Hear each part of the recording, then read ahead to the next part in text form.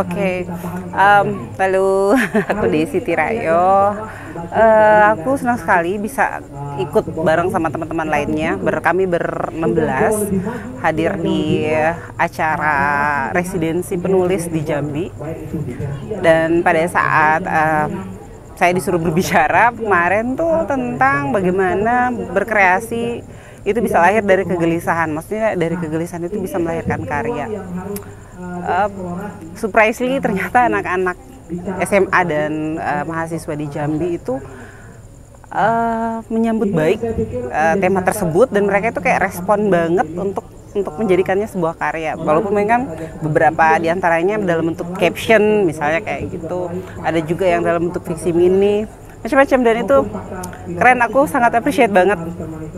Dan oh iya, MTN itu apa? MTN adalah Manajemen Talenta Nasional, di mana kami ada 16 orang yang sudah terpilih, dikurasi tentu saja secara ketat oleh Bappenas dan kemudian juga Kemdikbud-Ristek, sehingga melahirkan ada 16 penulis dari genre yang berbeda-beda, Mbak Rin. Ada yang dari fiksi, dalam hal ini cerpen, novelis, kemudian penyair, penulis buku anak, dan kritikus sastra. Itu sih. Oke, halo. Ini mungkin kedua kalinya aku ke Jambi. Dulu 2012 pernah ikut pertemuan penyair Nusantara 6 di Jambi. Dan hari ini aku bersama teman-teman dari MTN dan URWF datang ke sini untuk berbagi pengalaman dan bagi pengetahuan gitu ya tentang kepenulisan. Kemarin aku ngisi seminar atau diskusi di Universitas Jambi.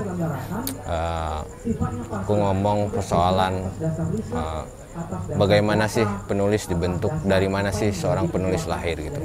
Aku di situ ngomong kalau untuk sebelum kita tahu apa pentingnya menjadi penulis atau apa dampak dari penulis itu, ya seorang penulis adalah seorang pembaca. Jadi mau tidak mau jalan seorang penulis harus dirintis dari posisi seorang pembaca. Setelah membaca baru penulis itu bisa menulis menurutku ya. Tidak ada penulis yang tidak lahir dari seorang pembaca. Itu pertama. Yang kedua, aku juga menekankan kalau seorang penulis hari ini tuh sangat kaya medium ya.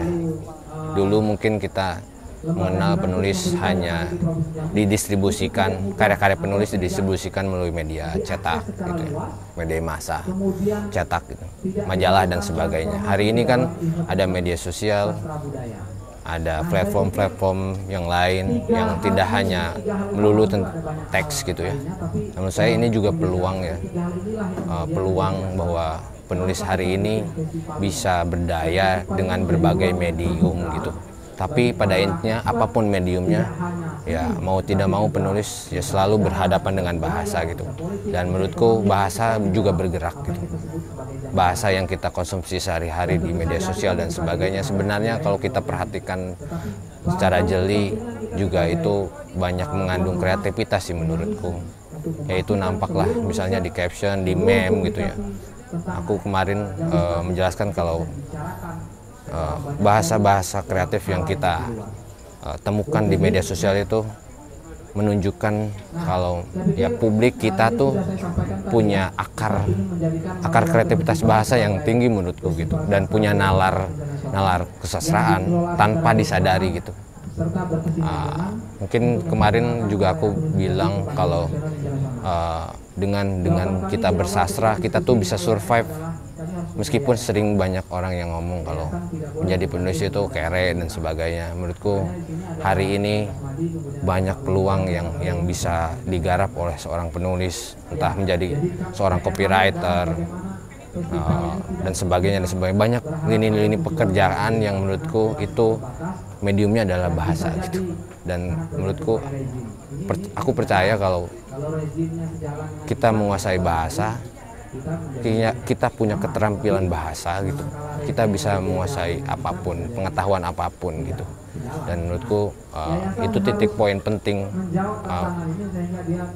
kegelisahan penulis hari ini tuh ya harus bisa survive dengan berbagai persoalan dan perkembangan hari ini gitu, dengan teknologi dan sebagainya. Halo, salam, nama saya Hamzah Muhammad. Saya adalah peserta dari Manajemen Talenta Nasional 2023 dan sempat ke Ubud Writers and Readers Festival 2023 di Bali, kemudian sekarang ada di Jambi dan ikut satellite program Ubud Writers.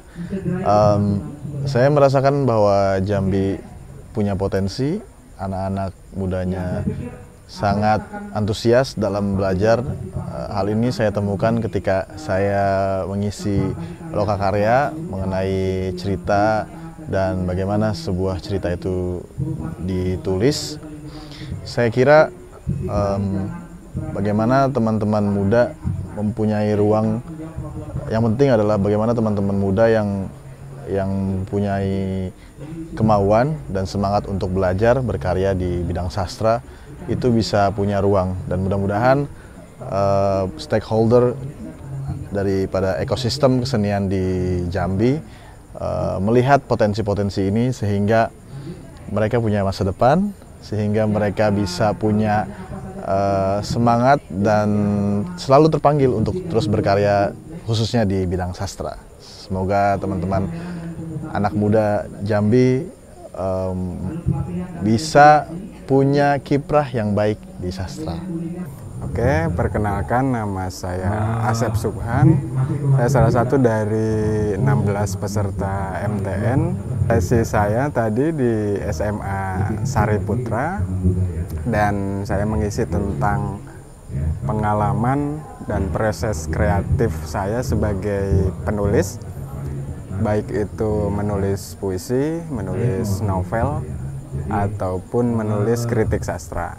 Saya melihat bahwa audiens yang ikut, anak-anak SMP dan anak-anak SMA, terlihat antusias dan beberapa menunjukkan minat mereka untuk menulis. Mereka mengungkapkan kesulitan-kesulitan mereka terkait tulis-menulis, dan saya mencoba berbagi pengalaman-pengalaman saya untuk ikut menjawab kesulitan-kesulitan mereka yang selama ini mereka hadapi.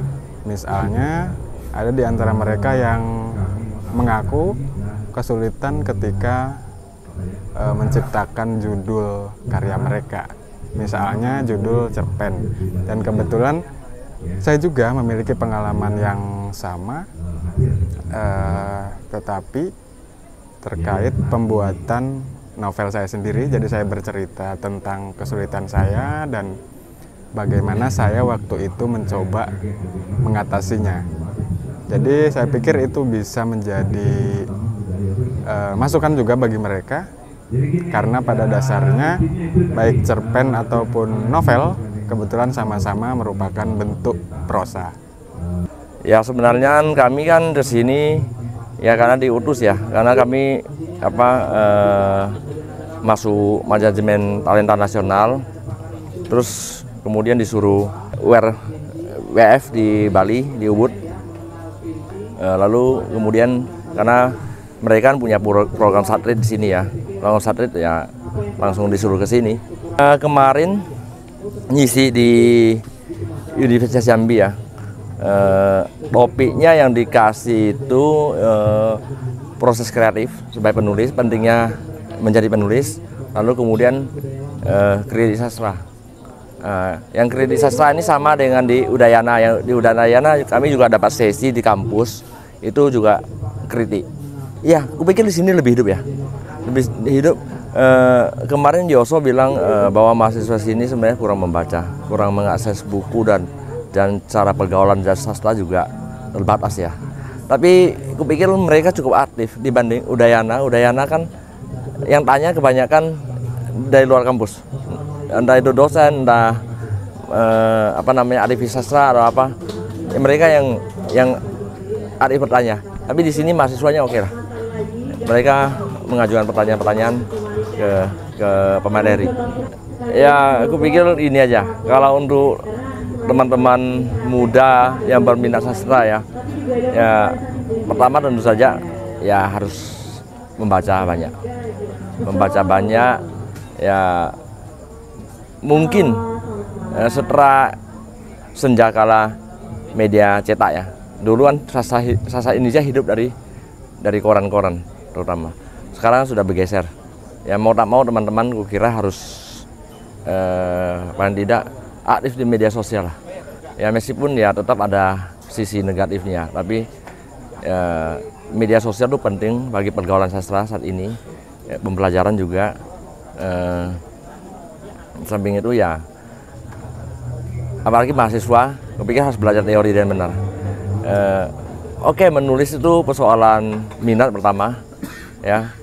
Kemudian kedua mungkin bakat. Tapi tanpa mendalami teori, ya kupikir karya kita ya cuma akan berputar di tempat. Itu penting sekali, teori, pergaulan, membaca. Saya menyarankan anak muda untuk membaca karya sastra seberat-beratnya. Lain lagi kalau bicara teori ini tanya tentang buku ya.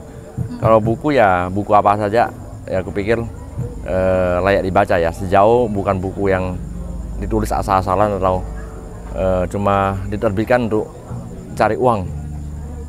Artinya ya pertimbangan, cuma sekedar pertimbangan ya, mungkin karena ngikuti tren buku kayak gini lagi laku, kemudian mereka penerbit terbitkan buku itu, kemudian kita baca ya. Kita harus mempertanyakan manfaat kita membaca buku tertentu itu apa. Kalau ditanya tentang karya sastra yang harus dibaca anak muda ya, aku sarankan yang karya sastra yang sebagus-bagusnya, yang seberat-beratnya. Nah, yang model apa kemudian, itu perlu proses untuk menyadari sebuah karya bagus atau jelek, itu harus punya argumen. Dan ketika